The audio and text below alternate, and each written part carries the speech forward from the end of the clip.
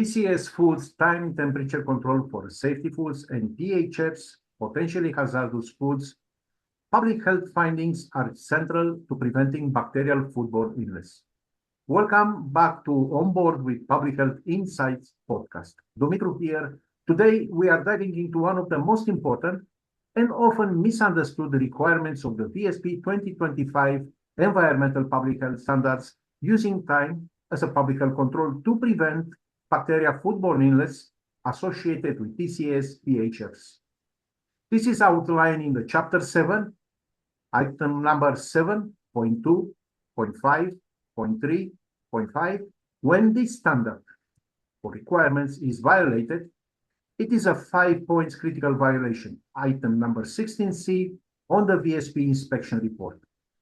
To help us unpack this very important topic, I'm joined by my colleague and friend, Captain Thomas Hill, a retired USPHS officer who has conducted food safety inspection on land and at sea for over 40 years. Captain Thomas, it's a pleasure to have you join us again. Well, thank you, Dumitru. It's always a pleasure to work with you to share practical insights and help explain the why behind the food safety requirements in the VSP environmental health standards. Before we dive in, Captain Thomas, can you take us a moment and give us some background on this requirement? Certainly, Dumitru. In simple terms, what we used to call PHS, that's potentially hazardous foods, are now covered under the VSP definition of TCS foods, or time temperature control for safety foods. It's really the same food risk we've always managed, just updated terminology that better reflects how time and temperature control bacterial growth. You'll hear us say TCS foods throughout this episode. That's the current VSP term for what used to be called potentially hazardous foods. The name changed, but the food safety risk didn't. You know, back in the day, many, many years ago, PHFs, now known as TCS foods, were required to be held and displayed either hot or cold, never in between.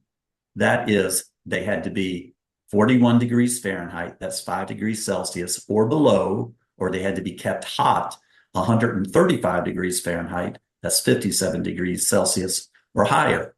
There were no exceptions. As we've explained in previous podinars, pathogenic bacteria multiply and produce toxins in that in-between temperature range known as the danger zone. We also know that these pathogenic bacteria can reach a level to make people sick in just over 4 hours. Remember that acronym FAT-TOM that we use in our training? These are the first letters for words to remember what bacteria need to survive. The 2 T's in FAT-TOM stand for time and temperature. They're our best tools to control bacterial growth. And as you know, it can be very difficult to keep TCS foods out of the danger zone, especially when displayed on buffets, for example. But based on science, knowing what we do about the time and temperature requirements of bacteria, which cause foodborne illness, we can hold or display TCS foods in the danger zone at any temperature as long as we do not exceed 4 hours. This, of course, is known as the 4-hour rule. Now, new to the VSP 2025 Environmental Public Health Standards is the 6-hour rule for cold foods only. This rule allows TCS foods to be held or displayed below 7 degrees Fahrenheit, that's 21 degrees Celsius, for up to 6 hours. Thank you, Captain Thomas, for that backgrounder. Now, when we get into managing this food safely, you will see why time control plans are your roadmap for keeping TCS PHF foods safe. At its core, a time control plan, it's a written plan that lays out how long a food can be held in the danger zone and the steps to monitor it. In practice, time control plans should be posted where they are used, easily accessible to the crew, and ready for review during inspection. They also need to list equipment for time control and clearly show the flow from where the last point of temperature control throughout time control all the way to discard. The key is controlling time and temperature in a way that is compliant with public health standards and, of course, practical for the crew. With that, let's start with something that often confuses things. When containers of TCS PHF foods under time control are placed on preparation counters, why must they be labeled with discard time, even if the outlet operates fewer than 4 hours? That's a big one, Dumitru. Under VSP 2025, countertops and prep counters are not temperature control equipment. So the moment the TCS food is placed on a counter, it falls under time control, not temperature control. That means it must be labeled with its discard time, even if the outlet closes in less than 4 hours, and the crew must be able to explain the time parameters. This is what we mean by active managerial control in action. From an inspector's point of view, no label means a critical violation. That's item 16, or 5 points. And a lack of active managerial control, that is performance of duties, an additional critical violation, item 13, is worth 3 points. And that's exactly why we call it active managerial control. As we've stated, as we've talked about in previous podinars, it is key to preventing foodborne illness outbreaks. So, Captain Thomas, let's talk again about the core rule. All foods under 4-hour time control must be discarded at 4 hours, no exception. Why is that so absolute? Because once food leaves temperature control, the only real tool left to control bacterial growth and or toxin production and preventing foodborne illness is time control. There's no second safeguard. There's no cooling, no reheating, no return to heat option, or going back to temperature control. After 4 hours, it must be discarded. So inspectors expect clear, accurate discard times. If discard times aren't followed, the food is considered unsafe, regardless of its appearance or the temperature at that moment. Thank you, Captain Thomas. Captain Thomas, the more complex 6-hour option.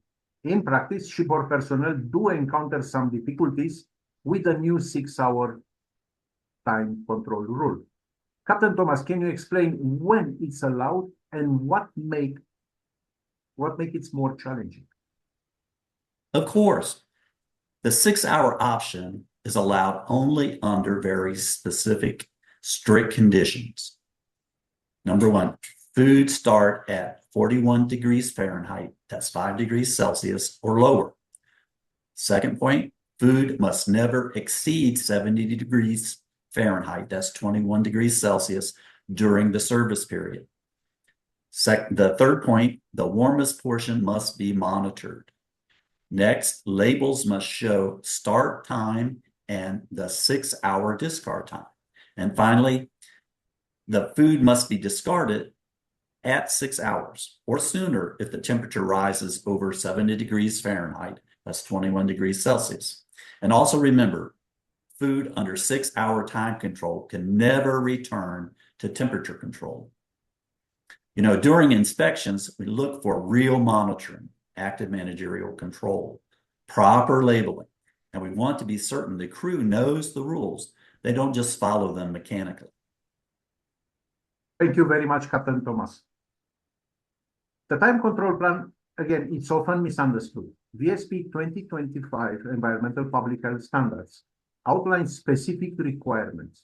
Captain Thomas, once again, can you go over one more time, namely, what a time control plan must include? Happy to, Dumitru. A compliant time control plan must include the following. Also remember, there are examples in the VSP 2025 in NX 13.12. So number one, setup and discard times for each outlet or event must be included in the plan. Second, a list of every unit used on time control must be included. That's refrigeration units, hot holding units, prep counters, cabinets, and compartments, plus equipment such as bain-maries, coal tops, and soup wells. Third, cabinets and compartments used for time control must be physically labeled. Fourth, a flow description or diagram showing when the food was last in temperature control, when it entered time control, and when it must be discarded. And finally, remember, the plan must be posted and available at each outlet using time control.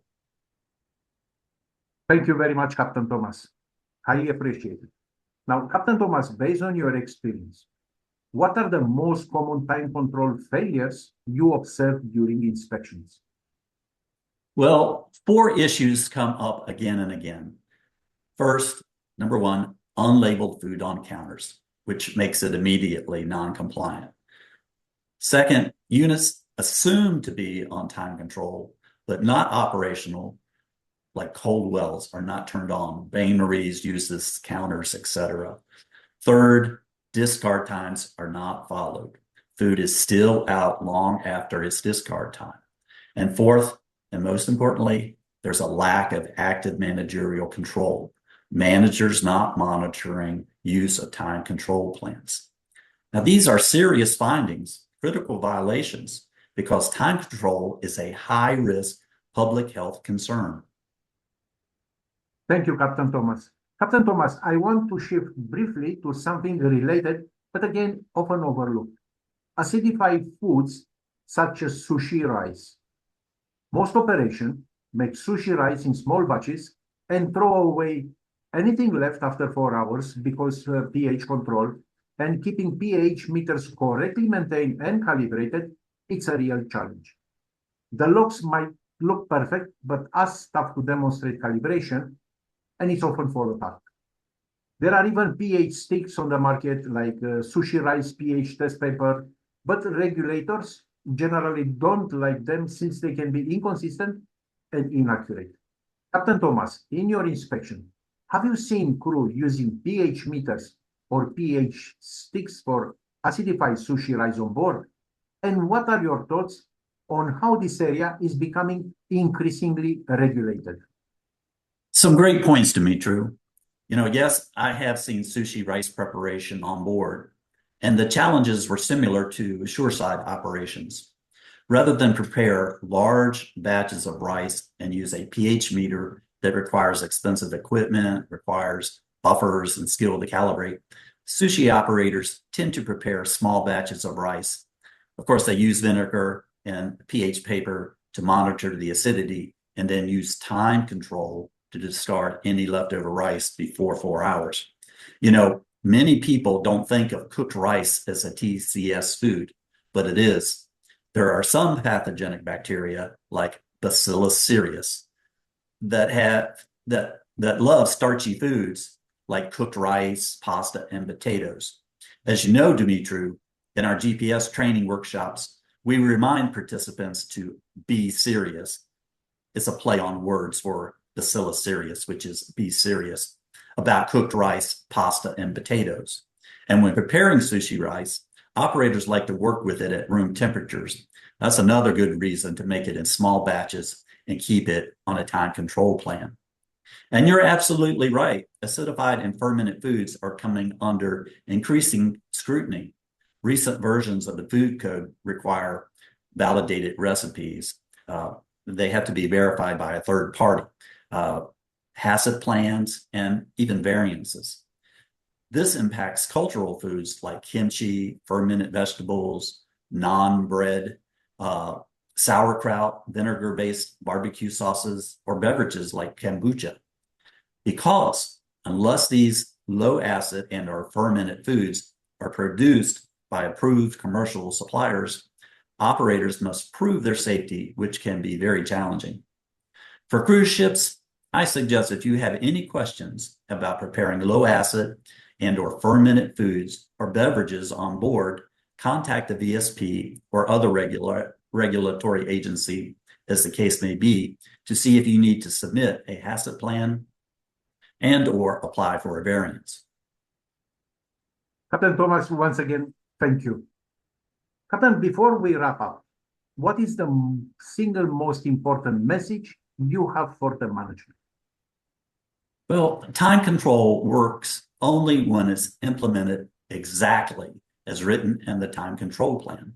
That means active managerial control, proper labeling, continuous oversight, discarding on time, and a time control plan that matches what's actually happening on board. When executed correctly, it's safe and efficient. When executed improperly, it becomes a critical violation and poses a real threat of a foodborne illness outbreak.